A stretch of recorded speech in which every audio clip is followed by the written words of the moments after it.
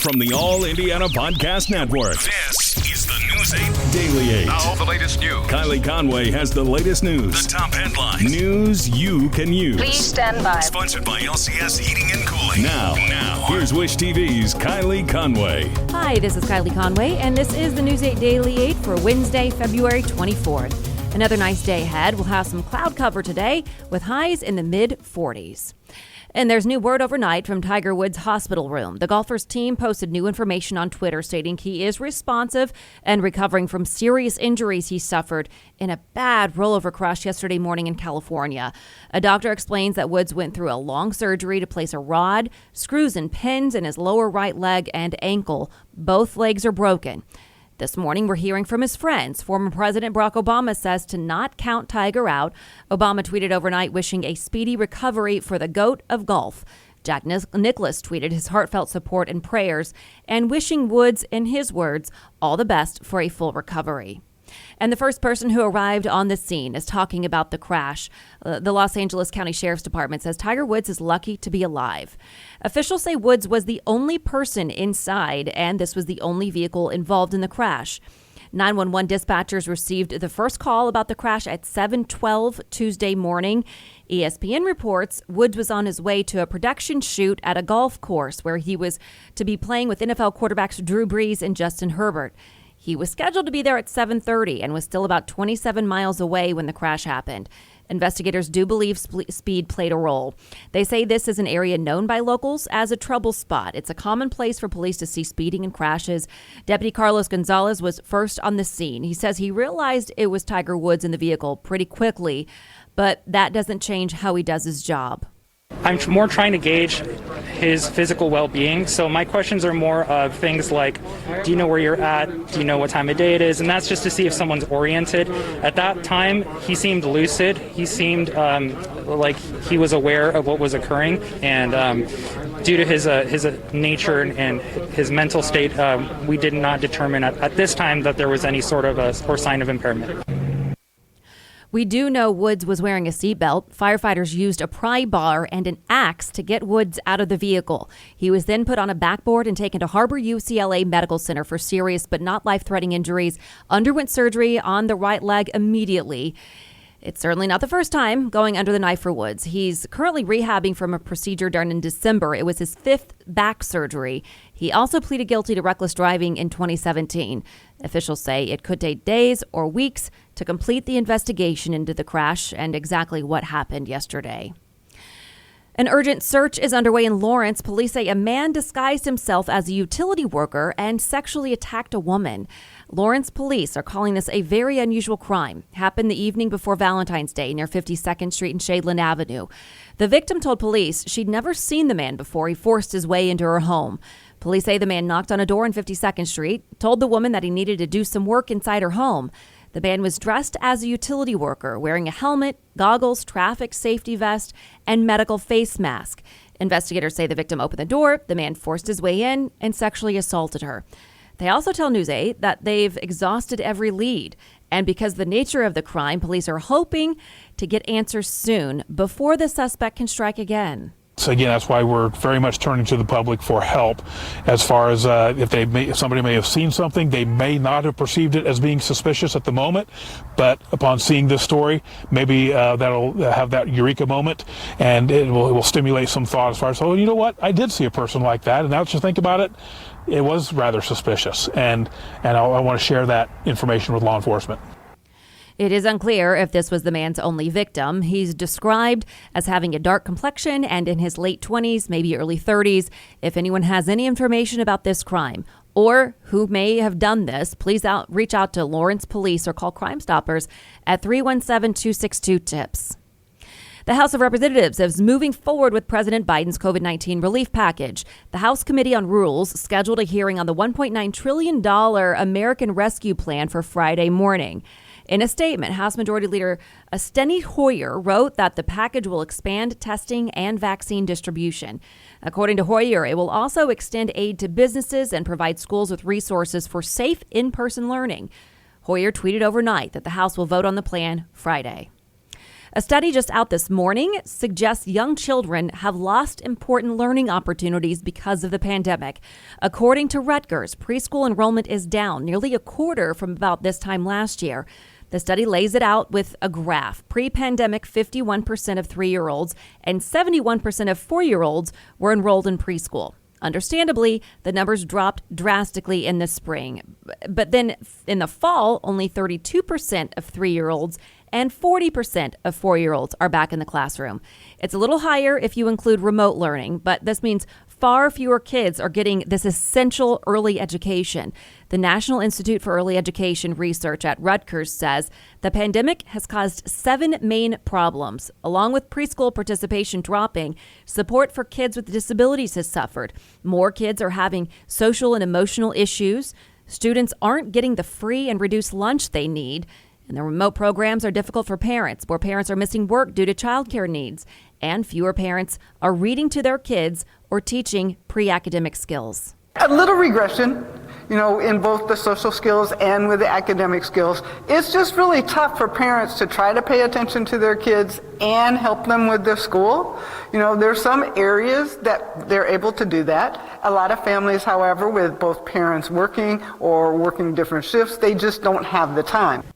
The study also found that children with family incomes under $25,000 had less than a third of the access to in-person education compared to their higher income peers. Leaper is hopeful, the person you just heard from, that all of these young kids losing out on education now will eventually be able to catch up, but it will take a lot of work from parents and teachers. And the health crisis is also impacting finances at Indianapolis Public Schools. The district announced a $15 million budget shortfall for this school year. Enrollment loss is blamed. Superintendent Alicia Johnson says some families are opting for homeschooling during the pandemic. The district is projecting an $18 million shortfall for next school year. According to Johnson, IPS is considering cutting back on non-personnel resources like classroom expenses. So if you think about our budgets for things like supplies or professional development or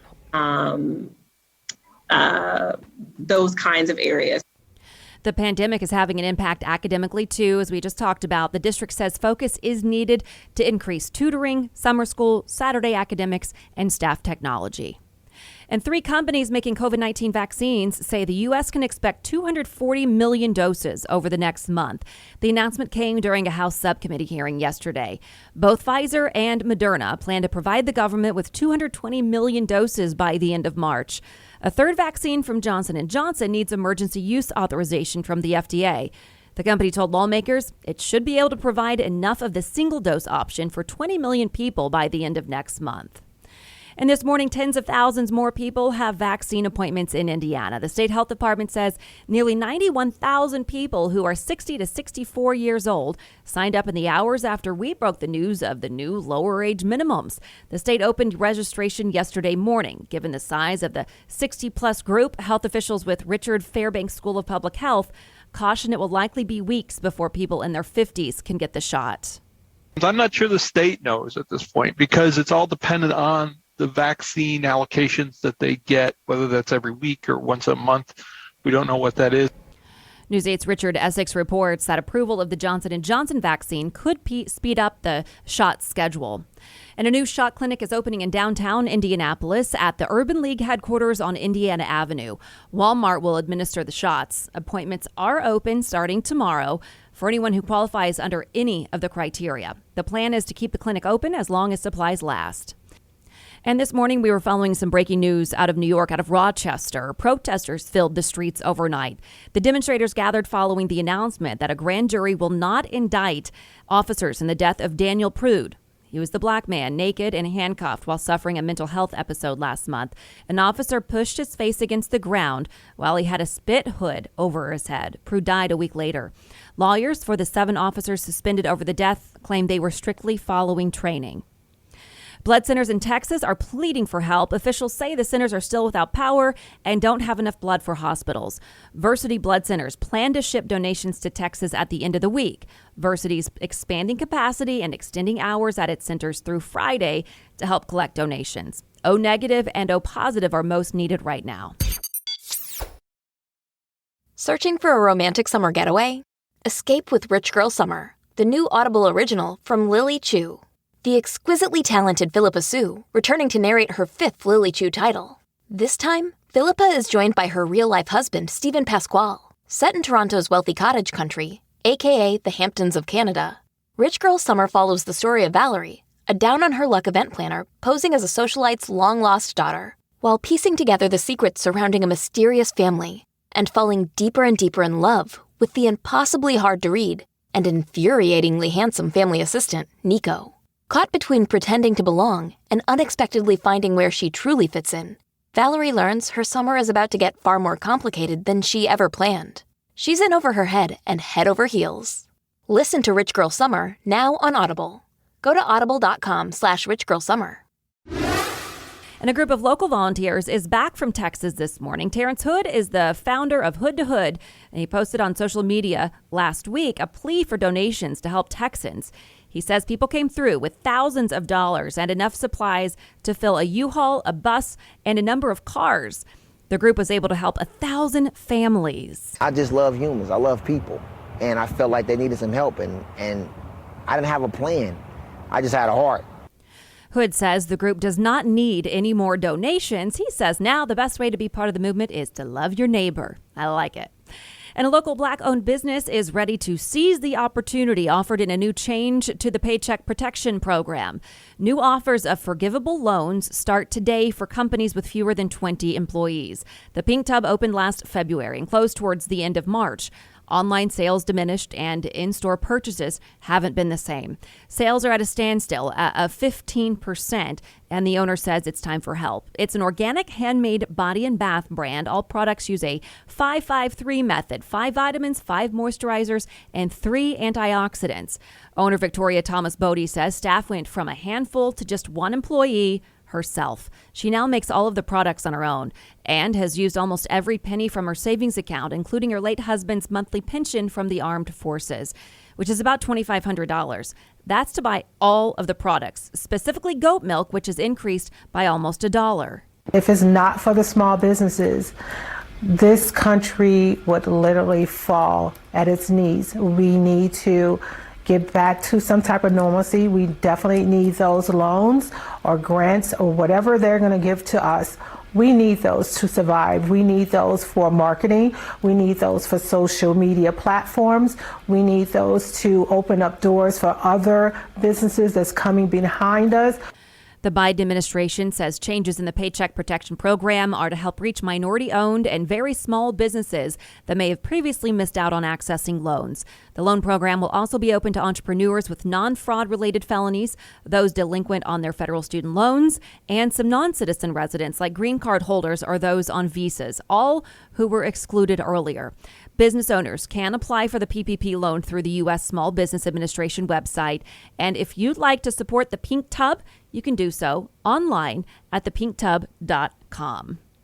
And a bill that would kill a major Indigo expansion is moving forward. The state Senate has approved the bill that would pull state money from local transportation projects if the city fails to reach certain funding goals. A key question is whether federal grants should count as tax money.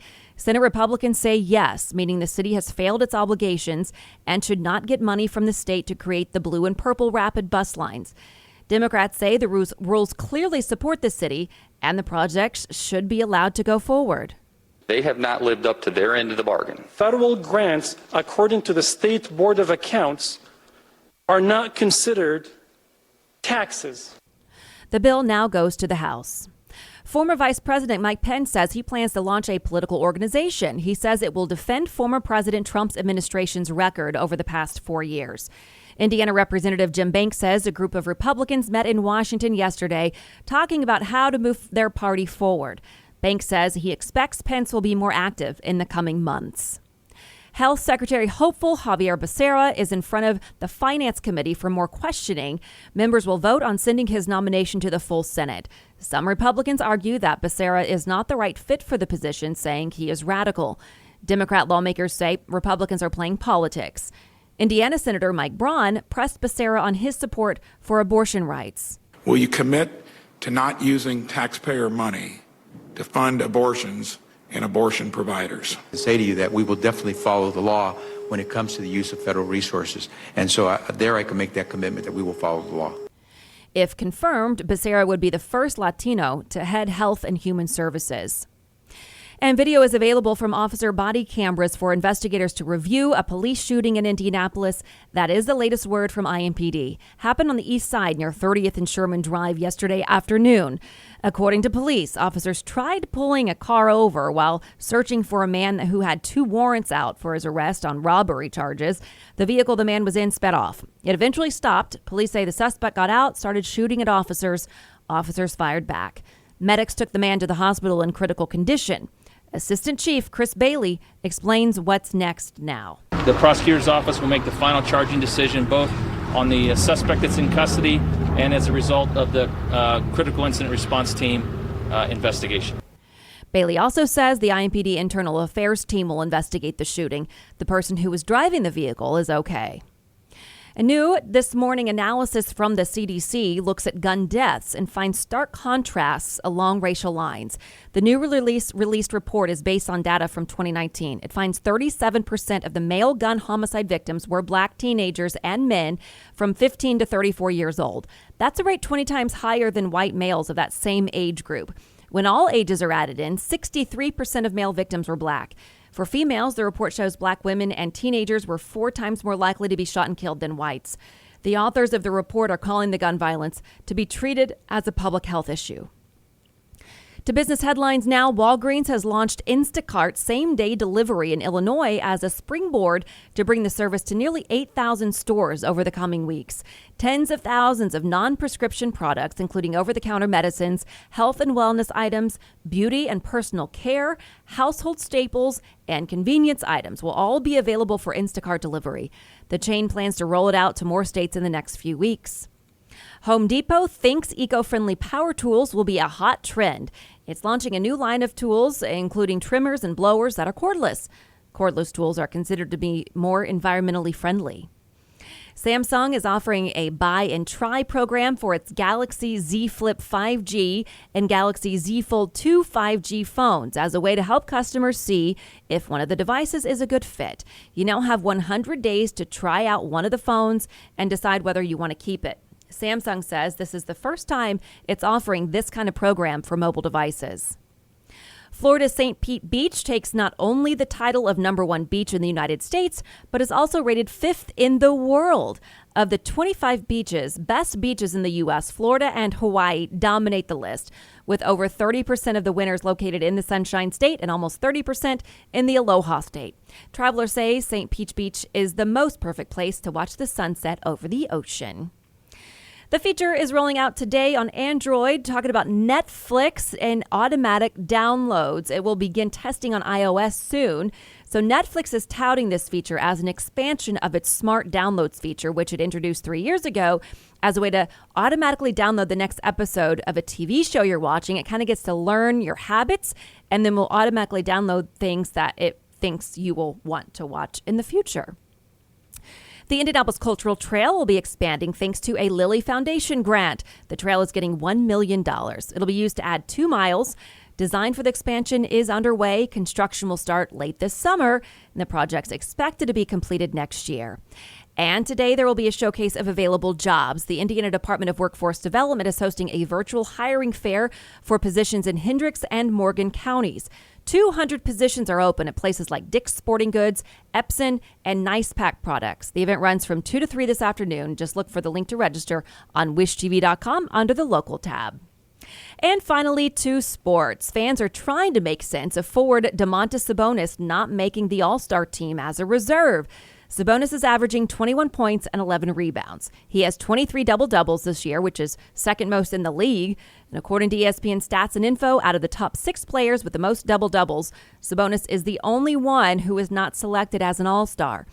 After the All-Star announcement the Pacers posted on Twitter, they shared a picture of Joe Exotic from Tiger King saying, "I am never going to recover from this." And finally, from playing to coaching to creating, a former IU baseball player is now a triple sports star behind the lens.